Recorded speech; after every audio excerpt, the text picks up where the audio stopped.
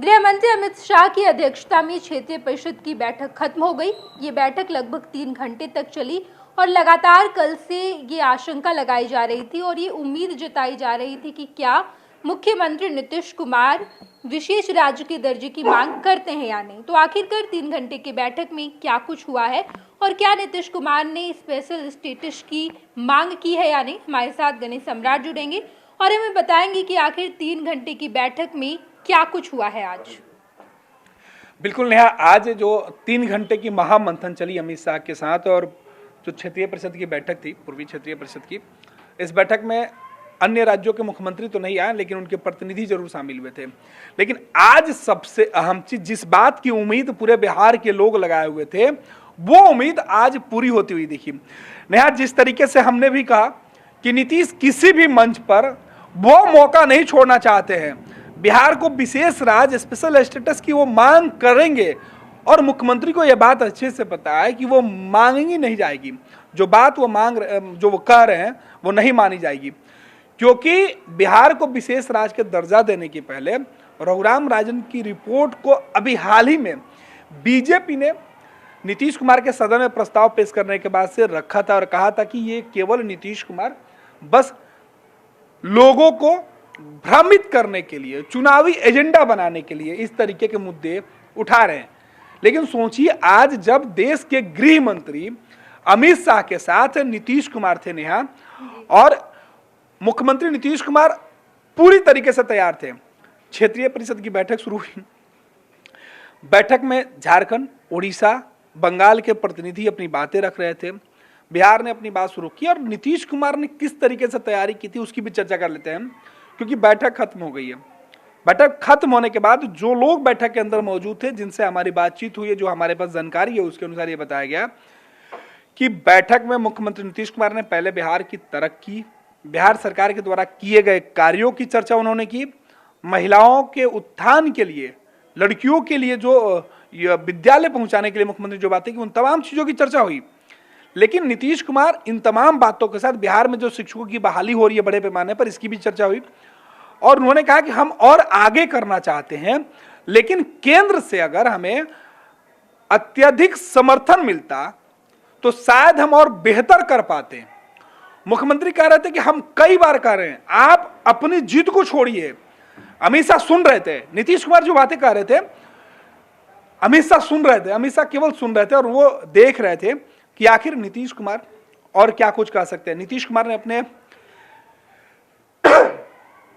Deputy CM Tejashwi Yadav को भी बैठा रखा था, वित्त मंत्री विजय चौधरी को भी बैठा रखा था मीटिंग में, और ये पूरा आंकड़ा नीतीश कुमार ने अमित शाह को दिखाने की कोशिश की कि हम किन किन जगहों पर कमजोर पड़ रहे हैं और कहां पे हमें मदद की जरूरत है।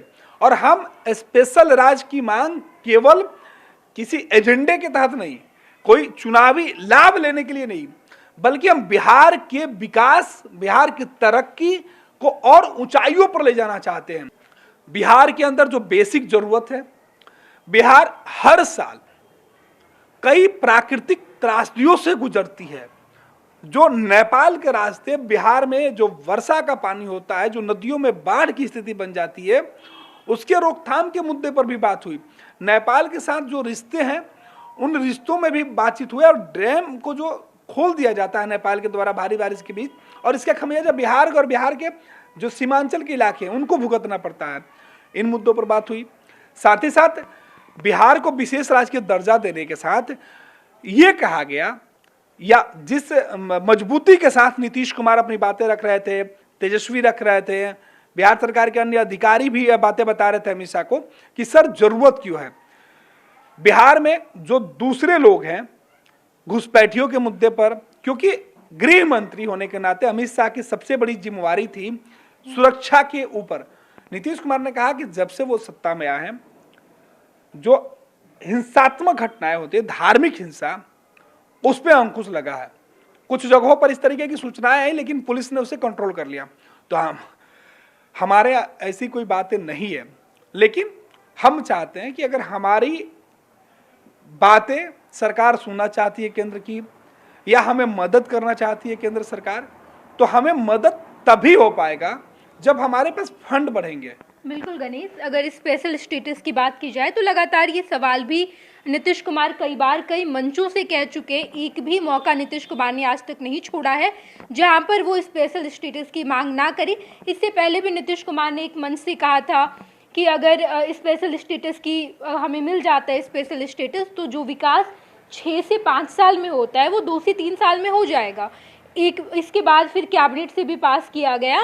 कुल मिलाकर बिहार जी नीतीश कुमार ने तो यहाँ तक कहा कि और बिहार को विशेष राज्य का दर्जा देने के लिए हम अलग एक मुहिम फिर से शुरू करने जा रहे हैं। हम घर घर अधिकारियों को भेजेंगे, घर घर लोगों को भेज के बिहार को विशेष राज्य का दर्जा देने के मुद्दे पर बात करने की हम कोशिश करवाएंगे और वो अधिकारियों की लिस्ट भी तैयार हो रही है। और नीतीश ऐसे कोई बात हवा में नहीं कहते हैं। नीतीश को पता है सियासत में कि हमको कब किन मुद्दों को उठाना है और नीतीश को पता है कि 2024 के रण में अगर उतरना है तो ऐसे मुद्दे के साथ आइए जिसका जवाब केंद्र के सरकार के पास नहीं हो। बिल्कुल गणेश, क्योंकि नीतीश कुमार ने साफ कह दिया, तेजस्वी यादव भी लगातार कह रहे हैं, हालांकि केंद्र सरकार की तरफ से मना भी किया गया है। रिपोर्ट के मुताबिक भी बिहार को विशेष राज्य का दर्जा नहीं मिल सकता है, लेकिन आखिर वो वजह क्या है जो लगातार कई बार सरकार ने खुद कह दिया कि हम नहीं देंगे स्पेशल स्टेटस का दर्जा, लेकिन फिर भी क्यों पीछे पड़े हुए है सरकार? देखिए, यूपीए की जब सरकार थी और नीतीश कुमार उस वक्त अलग थे, जुदा थे, लालू यादव और राष्ट्रीय जनता दल उस वक्त सरकार के साथ खड़ी थी, उस वक्त ही कमेटी बनी थी, पी चिदम्बरम साहब थे, वहां कमेटी बनी और उसमें कहा गया कि केंद्र सरकार ने उन पिछड़े राज्यों को इकट्ठा किया और जो सूची बनी और उसके लिए कहा गया कि रघुराम राजन की एक कमेटी बनाई जाए और इस कमेटी की रिपोर्ट के आधार पर विचार किया जाएगा। लेकिन जब इस कमेटी की रिपोर्ट आई तो कहा गया कि देश के अंदर अब किसी भी राज्य को विशेष राज्य का दर्जा देने की जरूरत ही नहीं है, उनको विशेष लाभ पहुंचाइए, पैकेज दीजिए, लेकिन इस बात की घोषणा करके कि आपके राज्य को विशेष राज्य है इसलिए यहाँ पे चीजें कुछ अलग से हो सकती है, ये नहीं कर सकते हैं। और विशेष राज्य के दर्जा के लिए जो कैटेगरिया होता है, जो भौगोलिक बनावट होती है, उसके ऊपर रिसर्च किया गया था। हालांकि बिहार सरकार का यह तर्क है, क्योंकि उस वक्त भी नीतीश कुमार सत्ता में थे, उनका यह तर्क है कि आप दूसरे राज्यों से इतर बिहार को देखिए। बिहार एक ऐसा प्रदेश है जो पिछड़ा हुआ प्रदेश है, बिहार में बेरोजगारी है, यह बात सरकार मानती है। बिहार में इंफ्रास्ट्रक्चर का डेवलपमेंट जो है वो नहीं हो पाया जितना होना चाहिए, और ये तब संभव है जब हमें अलग से काम करने के लिए उतनी आज़ादी मिलेगी। ये आज़ादी तब मिलेगी जब राज्य सरकार के ऊपर केंद्र सरकार का सीधा जो इफेक्ट वाले जो योजना है वो लागू हो, या राज्य सरकार अपने लिए चाहे तो किसी भी फंड का किसी दूसरे फंड में मद में उसका पैसे इस्तेमाल कर सकती है। दरअसल केंद्र सरकार से जो भी फंड आता है वो जो लिखित जो फंड होता है या जो वित्तीय कार्य करने के लिए पहले से जो निर्धारित राशि होती है उनके लिए कार्य योजना भेजी जाती है। लेकिन राज्य सरकार ये चाहती है कि हमारे पास जो फंड आया, आप समझ लीजिए कि हमारे पास स्वास्थ्य के क्षेत्र में पैसा केंद्र सरकार से आया, लेकिन हम स्वास्थ्य के क्षेत्र में फिलहाल ठीक है, हम काम अच्छा कर रहे हैं और हमें अचानक जरूरत उस क्षेत्र में ना होकर शिक्षा क्षेत्र में आई या पथ निर्माण डिपार्टमेंट में आई या आपातकाल स्थिति से निपटने के लिए हमें आपदा विभाग में जरूरत आई, तो हमें उतनी आज़ादी दीजिए कि हम उन पैसे का खर्च इस्तेमाल कर सके और उसका हिसाब किताब जो हो वो राज्य अपने अनुसार से देंगे। तो कई टेक्निकल शब्द हैं और कई तकनीकी चीज़ों की वजह से केंद्र का कहना है कि हम विशेष राज्य का दर्जा नहीं दे सकते हैं। अगर एक राज्य को दर्जा देंगे तो बिहार के साथ साथ जो दूसरे पिछड़े हुए प्रदेश हैं उनके भी तरफ से मांग उठने लगेगी, तो केंद्र के सामने एक नई मुसीबत हो जाएगी। और इन मुसीबतों से बचने के लिए केंद्र सरकार ने विशेष राज्य के दर्जा देने वाला प्रावधान को ही खत्म कर दिया। स्पेशल पैकेज की बात जरूर की जाती है, क्योंकि नरेंद्र मोदी की सरकार जब बनी तो उन्होंने कहा कि हम स्पेशल पैकेज देंगे, लेकिन पैकेज का जो फंड आया उस फंड पर सवाल उठता है। राज्य सरकार कहती है कि हमें मिला ही नहीं, केंद्र सरकार ये कहती है कि आज तक बिहार में जो हो रहा है वो मेरे दिए हुए पैसे से हो रहा है। आज गणेश इसका पूरा ब्यौरा निकल गया होगा, क्योंकि लगातार जो केंद्र सरकार की तरफ से भी आरोप लगाए जा रहे थे कि हम पैसा देते और आप उसका इस्तेमाल नहीं करते, वापस पैसा चला जाता है। केंद्र सरकार की इस मांगों को खारिज भी कर रही थी, कई बार मना कर रही थी कि ऐसा कुछ है नहीं। बिहार सरकार ने कहा कि नहीं, पैकेज आता ही नहीं है, पैसा दिया ही नहीं जाता है, हम कितनी बकाया है, बिल्कुल। कितनी सारी योजनाएं भी हम बना चुके हैं, ये तमाम बातें सामने निकल कर आई थी, लेकिन आज सारा ब्यौरा खुल गया होगा। और कई बार जब विशेष राज्य के दर्जे की मांग की जा रही है तो क्या लगता है कि 2024 का चुनाव भी नजदीक है, तो क्या लगता है कि केंद्र दे देगी या फिर नहीं देगी? देखिए, बिहार को विशेष राज्य का दर्जा देने का प्रावधान खत्म हो चुका है नेहा, तो देने का तो सवाल ही नहीं उठता है, मांगने का सवाल है। आप ठीक है मांगिए, आप मांग सकते हैं। अमित शाह से आपने मांगा, अच्छी बात है, लेकिन अमित शाह को यह बात समझ में आ गई कि नीतीश कुमार की मंशा क्या है। अब बीजेपी या वर्तमान की जो केंद्र सरकार है वो अगले बार पूरी रणनीति बनाएगी, और नीतीश इसी रणनीति के तहत, ये नीतीश चाहते थे, कोई ये पहली बैठक नहीं है, ये 26वीं बैठक थी, और ये बैठक हर 6 महीने पर होती रहती है। और इस बैठक में इस प्रकार की बातें होती रहती है, प्रदेश के खुशहाली के लिए, प्रदेश की तरक्की के लिए, प्रदेश के अंदर जो काम अधूरे पड़े हुए हैं सुरक्षा के मामले में या फिर सीमावर्ती क्षेत्रों में विकास के पैमाने पर, तो उन तमाम चीज़ों पर मंथन होता है।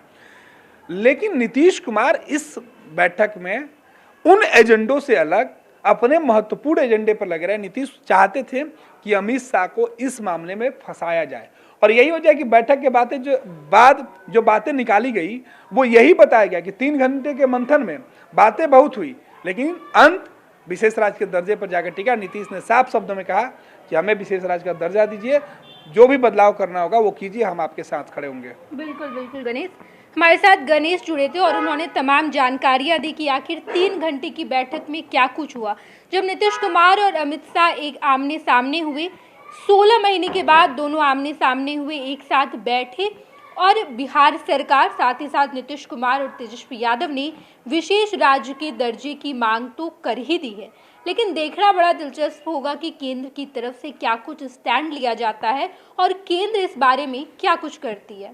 पैनोरमा ग्रुप, जो सोचता है वो करता है। ये लो मुंह मीठा करो, आज मैंने अपना जॉब छोड़ दिया, अब हम पूर्णिया वापस जाएंगे। जॉब छोड़ दिया है? मतलब ये घर कैसे चलेगा? हम करेंगे क्या? और माँ बाबूजी क्या बोलेंगे?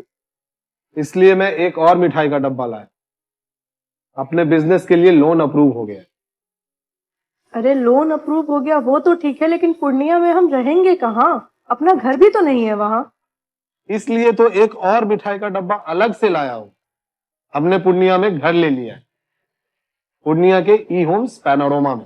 पूर्णिया में पैनोरमा ग्रुप लेकर आए हैं ई होम्स पैनोरमा, बड़ा घर, आलीशान जिंदगी और अत्याधुनिक सुविधाओं के संग। अरे अब क्यों मुंह मीठा करवा रही हो? क्योंकि हम घर वापसी जो कर रहे हैं। घर वापसी की खुशी पूर्णिया में ई होम्स पैनोरमा के संग।